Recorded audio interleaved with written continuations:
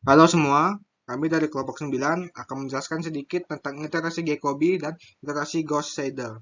Pertama-tama, saya akan memperkenalkan kelompok kami dulu, karena terdapat pepatah, tak kenal maka tak sayang. Pertama dari diri saya, Ferdina Alvino, dan kedua teman saya, Dawam, Agung Fatoni, dan Kenny Alexi. Sekarang kita masuk kepada materi pertama, yaitu iterasi Jacobi. Apa itu iterasi Jacobi? Iterasi Jacobi merupakan metode penyelesaian sistem persamaan linear berdimensi banyak. Iterasi Jacobi merupakan salah satu metode tak langsung yang digunakan untuk menyelesaikan persamaan linear berukuran besar dan proporsi koefisien nolnya besar. Sekarang kita masuk ke aturan Jacobi.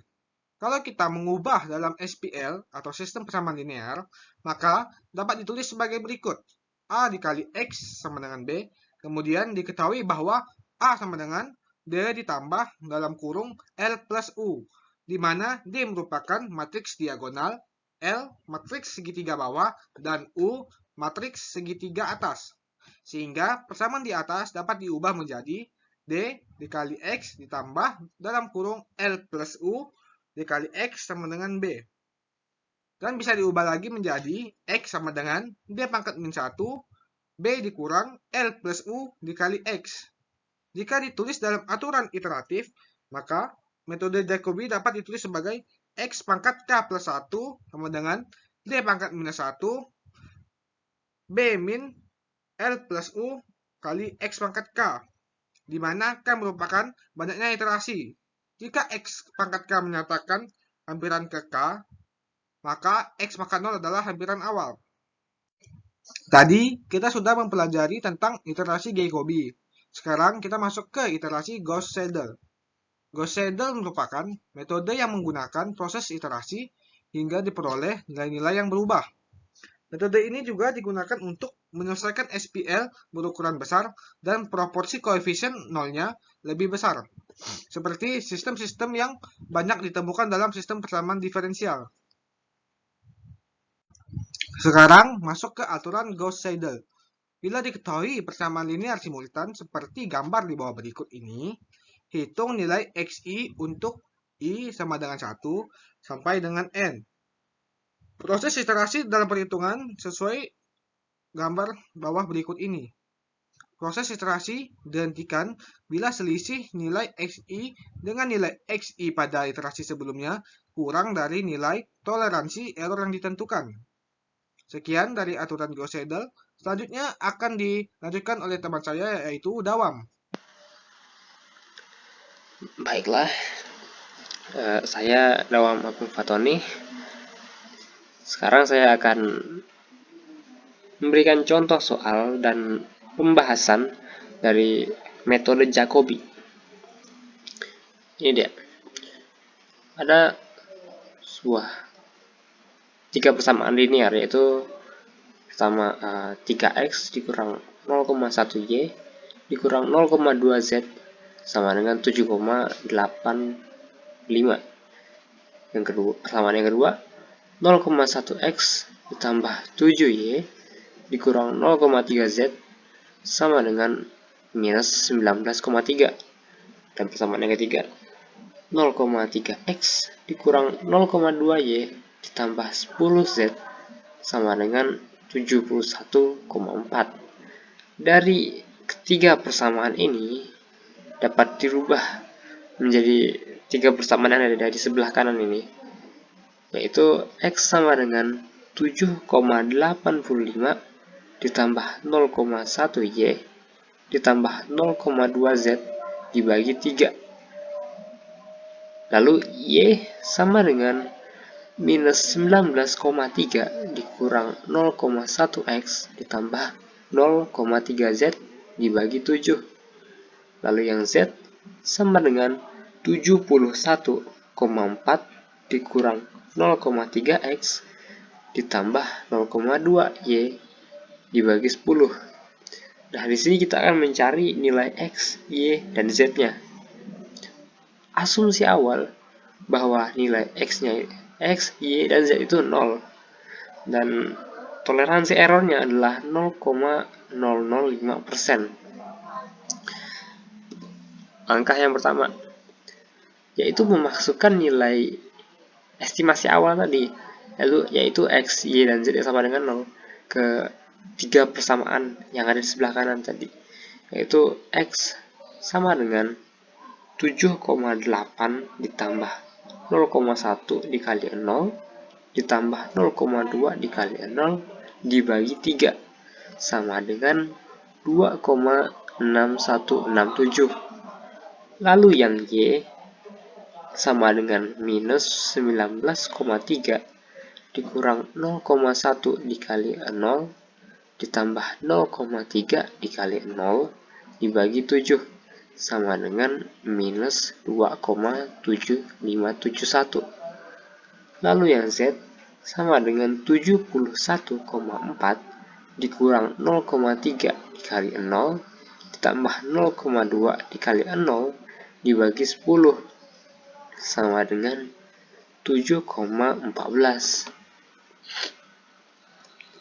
Langkah yang kedua, dari nilai X, Y, dan Z yang udah, nilai X, Y, dan Z baru yang sudah didapat tadi dimasukkan lagi ke dalam persamaan yang sama, yaitu X sama dengan 7,5 ditambah 0,1 dikali minus 2,7571 ditambah 0,2 dikali 7,14 lalu dibagi 3 sama dengan 3,0008. Begitu juga yang Y sama dengan minus 19,3 dikurang 0,1 dikali 2,6167 ditambah 0,3 dikali 7,14 lalu dibagi 7 sama dengan minus 2,4885. Dan yang Z sama dengan 71,4 dikurang 0,3 dikali 2,6167 ditambah 0,2 dikali minus 2,7571 lalu dibagi 10 sama dengan 7,0064 dan begitu seterusnya. Kemudian dari nilai X, Y, dan Z yang baru saja didapat tadi itu dicari nilai errornya. Untuk yang X itu 3,008 dikurang 2,6167 dibagi 3,008 itu nilai mutlaknya, lalu dikali 100% sama dengan 0,1280%. Nilai error ini masih lebih dari toleransi error yang kita tentukan sebelumnya, yaitu 0,005%. Lalu untuk yang Y itu nilai mutlak dari minus 2,4885 dikurang minus 2,7571 dibagi minus 2,4885 dikali 100% sama dengan 0,1701079%. Nilai error ini juga masih belum kurang dari toleransi error yang sudah kita tentukan sebelumnya. Lalu untuk yang Z juga nilai mutlak dari 7,0064 dikurang 7,14 dibagi 7,0064 nilai mutlaknya dikali 100% sama dengan 0,0191%. Ini juga masih belum kurang dari toleransi error yang kita tentukan sebelumnya. Dan begitu seterusnya sampai ketika toleransi errornya itu kurang dari error dari X, Y, Z itu kurang dari toleransi error yang kita tentukan sebelumnya, atau nilai X, Y, dan Z ke N itu berbeda tipis dengan nilai X, Y, dan Z ke N-1. Dan iterasi ini berakhir pada iterasi kelima dengan nilai X, Y, dan Z yang kita dapatkan, yaitu X-nya adalah 2,999999 dan nilai Y-nya adalah negatif 2,5 serta nilai Z-nya adalah 6,9999999. Halo semuanya, perkenalkan nama saya Kenny Alexi dengan NIM D104-121-1077. Nah, di sini saya akan melanjutkan ke soal dan pembahasan dari SPL simultan menggunakan metode iterasi Gauss-Seidel. Mari kita lihat untuk soalnya. Di sini tentukan penyelesaian untuk X, Y, dan Z dari sistem persamaan linear berikut. Dan dapat kita lihat bersama untuk sistem persamaan linearnya.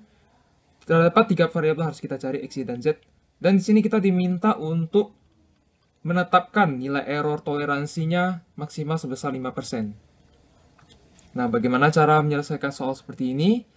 Yang pertama adalah kita harus mengubahnya ke dalam bentuk matriks seperti ini, di mana matriks A adalah nilai koefisien dari ketiga persamaan, sedangkan X adalah variabelnya X, Y, dan Z, dan B adalah hasilnya yang terdapat di sebelah kanan sama dengan. Nah, ternyata matriks A yang ada di sebelah kiri ini memenuhi syarat. Syaratnya adalah sebagai berikut.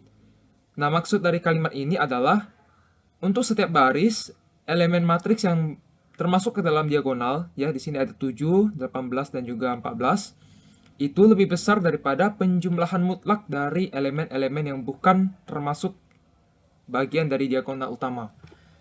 Jadi, untuk setiap baris, kondisi ini dipenuhi oleh matriks A.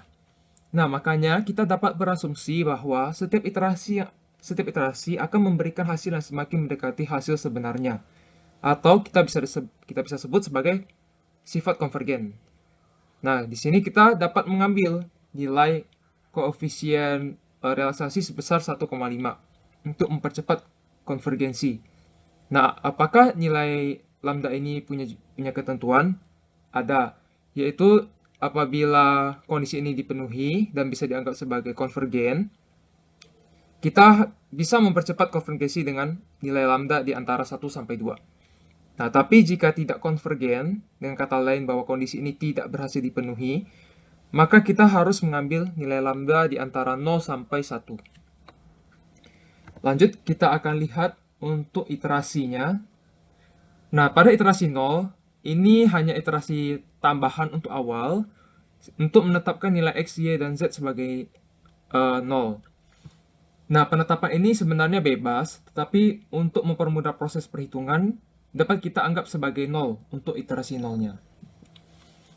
Kita masuk ke iterasi pertama, kita harus mencari nilai X, Y, dan Z.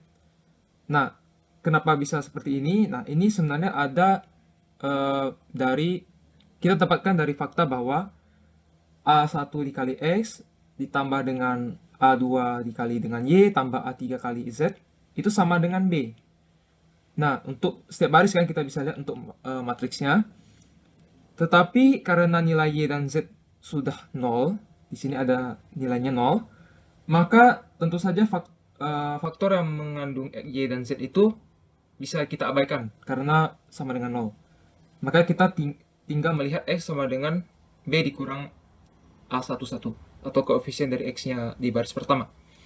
Dan kita dapatkan hasil 2,023. Kita lanjutkan untuk Y, nah tapi bedanya di sini adalah kita sudah mulai menggunakan X yang sudah kita dapatkan. Jadi X 2,023 ini kita gunakan untuk mencari nilai Y. Kita dapatkan hasilnya menjadi minus 0,517. Dan juga untuk Z-nya kita lakukan hal yang sama dan kita dapatkan hasil 1,199. Kita lanjut untuk iterasi kedua. Oh ya, untuk iterasi pertama kita belum menggunakan menggunakan koefisien relaksasi karena seperti yang saya bilang di awal, bahwa iterasi 0 ini sebenarnya hanya iterasi tambahan untuk menentukan X, Y, dan Z 0. Jadi, ini belum bisa kita anggap sebagai bagian dari iterasi sebenarnya. Kita lanjutkan untuk iterasi kedua. Kita lakukan hal yang sama untuk X, Y, dan Z seperti yang ada di iterasi pertama. Nah, tapi karena sudah terdapat nilai X, Y, dan Z yang baru, kita tentu harus memasukkannya kembali ke persamaan. Sudah bukan 0 dan sudah tidak bisa diabaikan. Kita dapatkan X-nya sebagai berikut, yaitu 2,0003. Y-nya juga seperti ini, dan Z-nya seperti ini. Nah, di iterasi kedua, kita sudah menggunakan koefisien relaksasi. Disinilah kita bisa mempercepat konvergensinya. X baru sama dengan, nah ini 1,5 adalah faktornya, koefisien dari relaksasinya, kemudian kita kali dengan nilai yang baru saja kita dapat di iterasi sekarang, ditambah dengan 1 dikurang 1,5 atau yang tadi, lambdanya, dikali dengan nilai yang lama atau dari iterasi sebelumnya. Nah, jadi X barunya kita modifikasi menjadi 1,988. Kita lakukan untuk Y juga, dan juga untuk Z juga. Jadi dapat X baru, Y baru, Z baru. Nah, di sini kita bisa mulai menghitung nilai error relatif, ya, relatif. Nah, dengan rumus yang awal, nilai yang baru maksudnya dikurang dengan nilai yang lama. Nilai lama itu yang ini, maaf yang ini ya, yang 2,023, sedangkan 1,988 itu adalah yang sudah kita modifikasi. Kita bagi dengan yang baru, yang sudah dimodifikasi ini, kita kali 100%, dan kita dapat nilai error 1,76.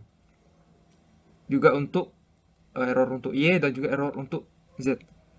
Nah, jadi ternyata kita lihat bahwa setiap nilai error yang kita sudah hitung pada iterasi kedua ternyata memenuhi untuk syarat minimum error toleransinya, yaitu sudah lebih kecil dari 5%. Nah, maka dari itu kita bisa menghentikan iterasi dan nilai X, Y, dan Z pada iterasi kedua dapat kita terima sebagai penyelesaian sistem persamaan linear tersebut. Jadi hasil akhirnya adalah X sama dengan 1,988, Y-nya adalah minus 0,491, dan juga Z-nya adalah 1,2003. Oke, jadi sekian untuk penjelasan mengenai metode iterasi Gauss. Nah, semoga teman-teman semua paham, dan juga terima kasih atas perhatiannya sudah menonton penjelasan dari kelompok kami. Dan sampai jumpa untuk video-video selanjutnya.